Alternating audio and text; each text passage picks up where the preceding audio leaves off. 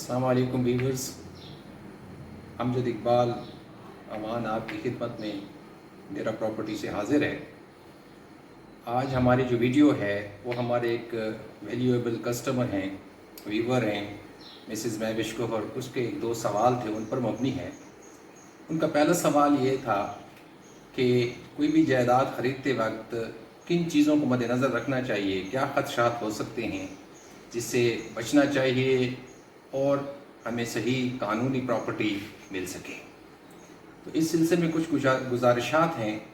उम्मीद है आप इसको गौर से सुनेंगे तो आपको इसका फ़ायदा होगा। सबसे पहली बात यह है कि जब आप प्रॉपर्टी ख़रीदें और उसके डॉक्यूमेंट्स चेक करें तो ये ज़रूर देखें कि क्या प्रॉपर्टी किसी औरत के नाम पे तो नहीं है, किसी बेवा के नाम पे तो नहीं है। क्योंकि औरत के नाम पे अगर प्रॉपर्टी है, किसी बेवा के नाम पे प्रॉपर्टी है, तो उसमें 100 मसाइल हो सकते हैं। उसके वारसों की तरफ से, उसके अपनी तरफ से। औरत बेचारी अगर अनपढ़ है तो उससे अगलों ने मुख्तियारनामा लिया होता है जो उसको मालूम भी नहीं होता, उससे अंगूठे लगवाए होते हैं। लिहाजा औरत से प्रॉपर्टी ख़रीदते वक्त आपने बहुत एहतियात करनी है। दूसरी बात यह है कि अगर कोई मालिक है और उसने आगे किसी को प्रॉपर्टी बेची हुई है और उसको मुख्तियारनामा दिया हुआ है, तो मुख्तियारनामे को आपने चेक करना है। उसको अंग्रेज़ी में पावर ऑफ अटार्नी कहते हैं। इसमें दो किस्में हैं, एक जनरल पावर ऑफ अटार्नी यानी मुख्तियार आम, और एक होता है स्पेशल पावर ऑफ अटार्नी यानी कि मुख्तियार ख़ास। अगर मुख्तियार आम है और उसको सब इख्तियारात मिले हुए हैं, क्योंकि आजकल लोग टैक्स से बचने के लिए मुख्तियार आम ले लेते हैं, तो आपने उस मुख्तियार आम का जो मुख्तियारनामा है उसकी कापी लेके रजिस्ट्रार ऑफिस जाना है और वहाँ पे चेक करवाना है कि कहीं ये मुख्तियारनामा कैंसिल तो नहीं हो चुका। बाज़ औक़ात ऐसे होता है कि पार्टीज़ के दरमियान कोई इख्तिलाफ हो जाता है और वो पार्टी जाके अपना मुख्तियारनामा जो है, पावर ऑफ अटार्नी जो है, वो रजिस्ट्रार ऑफिस में जाके कैंसिल करवा देती हैं। जिस तरह ये बनता है उसी तरह ये कैंसिल भी हो जाता है। उसको अब्तालनामा कहते हैं। तो आपने वहाँ तस्दीक करवानी है उस तारीख में कि क्या ये मुख्तियारनामा कैंसिल तो नहीं हुआ।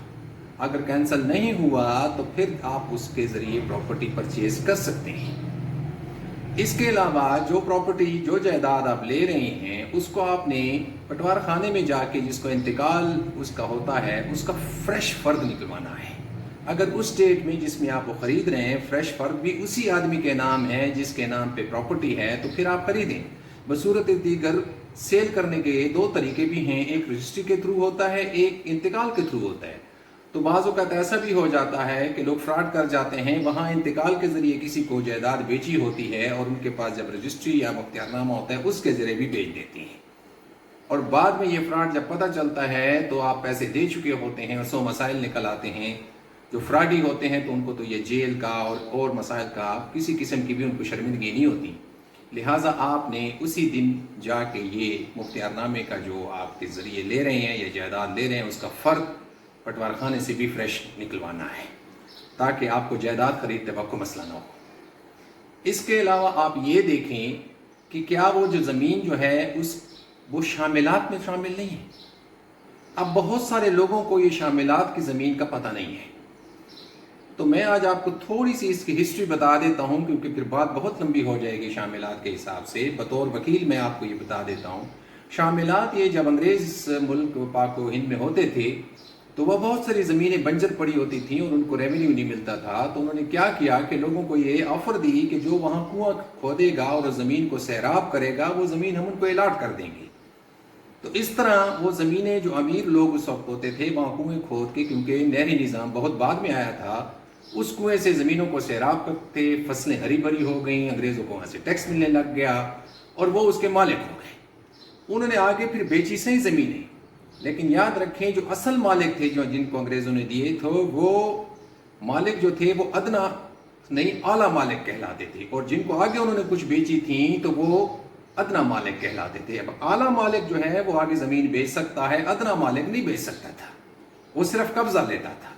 अब ज़मीन मिली आप किसी के परदादा को और फिर दादा को, फिर उसके बेटों को, फिर उसके बेटों को, यूँ चलते चलते नीचे तक आ गई हो। अब उसमें बहुत सारे मसाइल हैं कि वो जो शामिलात की ज़मीन है उसमें फिर स्कूल भी अलाट हुए थे, कब्रिस्तान भी हुए थे, हॉस्पिटल के लिए भी जगह हुई थी, तो वो ट्रांसफरेबल या वो काबिल सेल थी भी नहीं, लोगों ने उस पर भी कब्जे कर लिए, अपने कब्जे जमा लिए और उसको कब्जे के जरिए बेचने लग गए। तो आपने ये पूछना है कि शामिलात में तो ये ज़मीन शामिल नहीं है, क्योंकि अंग्रेज़ उस वक्त दे गए थे। अगर आला मालिक मौजूद है, फर्ज करें उसके पास ओरिजिनल कागज़ हैं, तो उससे तो लिया जा सकता है, लेकिन अदना से नहीं। और फिर आप एक से आप लेंगे, एक भाई से लेंगे तो उसका दूसरा बेटा निकल आएगा, कोई पोता निकल आएगा, कोई और भाई आ जाएगा कि ये तो मेरी जगह थी, आपको कैसे बेची।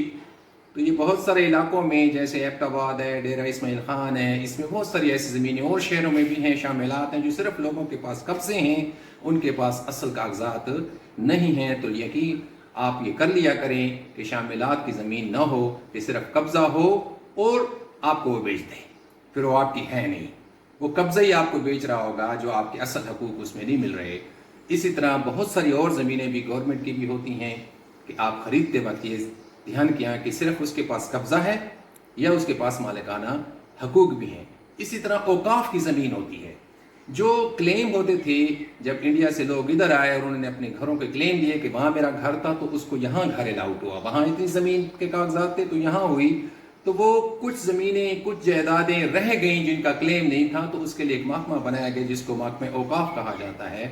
औकाफ की ज़मीन भी आप नहीं खरीद सकते, उसका सिर्फ कब्ज़ा खरीद सकते हैं। वो कब्ज़ा देगा आपको उसकी कोई कागजात ऐसे नहीं होते कि जिससे आप कहें कि ये मैं मालिक हो गया हूँ। तो औकाफ की ज़मीन भी आप खरीदते वक्त ख्याल किया करें कि वो उसकी अपनी ज़ाती नहीं होती। फिर बहुत सारे मसाइल और भी हैं, खाता और है, किसी और खाते में आपको दे दी, खसरा और है, किसी और में दी, तो ये भी आपको किसी अच्छे वकील माहिर से देखना चाहिए जब आप कोई ज़री ज़मीन लेते हैं कि उसी खाते में और उसी खसरे में आपको मिल रही है। तो उम्मीद करता हूँ कि आज जो छोटी सी ये वीडियो है, इसमें बहुत बातें मैंने बता दी हैं कि ज़मीन खरीदते वक्त हमको किन किन चीज़ों का ख्याल करना चाहिए, क्या खदशात हो सकते हैं। हाँ, कैंट की ज़मीन आप खरीद रहे हैं तो कैंट की ज़मीन की लीज़ होती है, वो लीज़ आप चेक किया करें कि कितनी बच गई है, उसके मुताबिक आप लिया करें। फिर वो लीज़ जो है वो आपके नाम पर ट्रांसफ़र होती है, वो भी देख लिया गया। कमर्शियल की अलहदा होती है, रेजिडेंशियल की अलहदा होती है लीज़। और उस पर टैक्स का भी पता कर लिया करें कि बाज़ लोग उस पर टैक्स अदा नहीं कर रहे होते, तो टैक्स भी बहुत ढेर सारा जमा हुआ पड़ा होता है। तो लीज़ ज़मीन कैंट की लेते वक्त भी ये ख्याल किया। हाँ, उसमें भी ऐसे होता है कि कुछ मालिकाना हकूक़ होते हैं, कुछ लीज़ होती है, ज़ाती वो होती है, तो वो मुख्तलिफ शहरों में ये भी होता है। तो लीज़ की ज़मीन लेते वक्त भी आप इस चीज़ का ध्यान किया करें कि ये कैंट की प्रॉपर्टी है तो इसकी लीज़ उसके नाम पे है या नहीं है। तो ये कुछ ज़मीनों के बारे में मैंने आपको ब्रीफिंग दे दी है। इसमें अगर आप कोई सवाल पूछना चाहें तो वो भी पूछ सकते हैं, हम व्यूअर्स के सवाल भी शामिल किया करेंगे और उसको एक्सप्लेन करेंगे।